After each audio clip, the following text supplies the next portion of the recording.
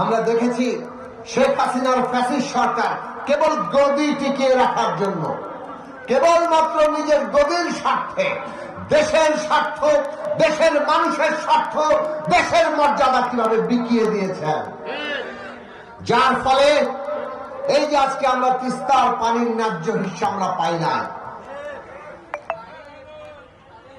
ভারত একতরফাভাবে পানি প্রত্যাহার করছে।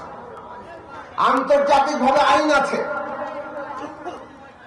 যে অভিন্ন নদী, মানে একটা নদীর পারে যে সমস্ত দেশ আছে, অববাহিকায় যত দেশ আছে, সেই নদীর উপরে সকল দেশের অধিকার সমান, কারো অধিকার কারো চাইতে কম বেশি না। ফলে ভারত উজানে আছে বলে তিস্তার উপরে তাদের অধিকার বেশি, এটা ওটাই সত্য না, আন্তর্জাতিক আইন অনুযায়ী সঠিক নয়।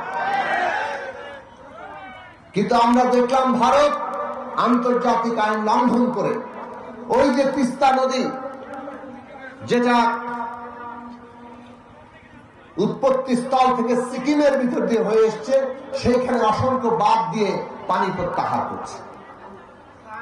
তারপরে যখন পশ্চিম বাংলায় ঢুকেছে, তা ওনারা আবার গজল দেবায় আবার বাঁধ দিয়েছেন, সেইখান থেকে পানি প্রত্যাহার করছে।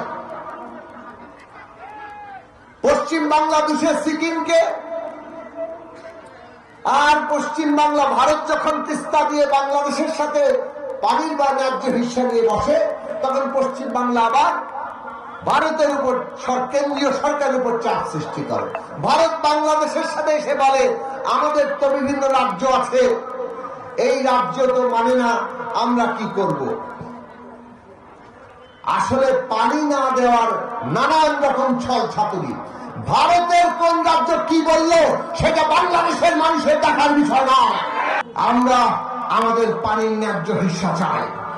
পানির ন্যায্য হিস্সা প্রতিষ্ঠা করতে পারলে এই পানি আমরা কিভাবে ব্যবহার করব, তিস্তা নিয়ে কি মহাপরিকল্পনা আমরা করব, সেটা বাংলাদেশের অখণ্ড একক অধিকার। বাংলাদেশ ঠিক করবে তার দেশের স্বার্থ, তার দেশের পানি তারা কিভাবে ব্যবহার করবে, প্রকৃতির জন্য কতটা রাখবো, আমাদের কৃষিকাজের জন্য কতটা ব্যবহার করব, নদীতে কোন ধরনের মহাপরিকল্পনা নিলে প্রাণ প্রকৃতি রক্ষা পায়। আমরা পরিষ্কার করে বলি, বাংলাদেশের মাটি, মানুষ, বাংলাদেশের প্রকৃতি অন্য কোন দেশের লুটপাটের ক্ষেত্রে পরিণত হতে আমরা দিতে পারি না। কাজেই বাংলাদেশের স্বার্থ রক্ষা করে ভবিষ্যৎ নীতি বাংলাদেশ গ্রহণ করবে। এখনকার লড়াই হচ্ছে ভারতের কাছ থেকে আমাদের নদীর পানির ন্যায্য হিস্সা আদায় করা, আর সেটাই হচ্ছে আমাদের দেশের মাথা উঁচু করা পররাষ্ট্রনীতির অন্যতম প্রথম পদক্ষেপ। এবং সেই পদক্ষেপ নিয়ে অন্তর্বর্তী সরকারকে এগোনোর জন্য আমরা আহ্বান জানাই।